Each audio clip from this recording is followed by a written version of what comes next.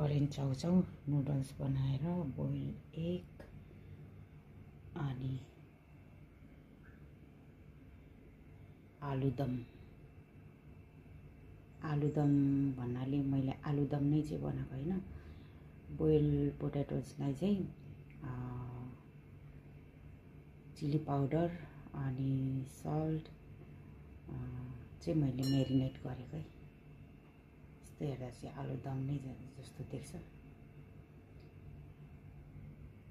अब यो spicy Korean नुडल्सको साथमा चाहिँ स्पाइसी आलु अनि बोइल एग दुईटाको चारटा बनाएर चिरेर राखेको छु।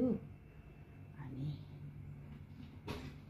विथ कोकोनट वाटरको साथमा यसले पनि भएन भने भिएलटी छ। यहाँ भिएलटी पनि छ। यहाँ दुईटा भिएलटी छ वहाँ फ्रिजमा छ चिसो। अब खान्छु।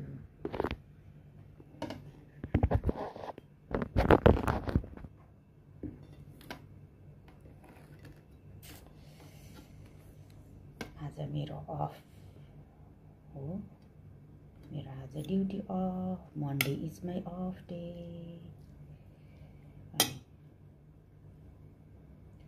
त्यही भएर घरमै बनाएर खाएको।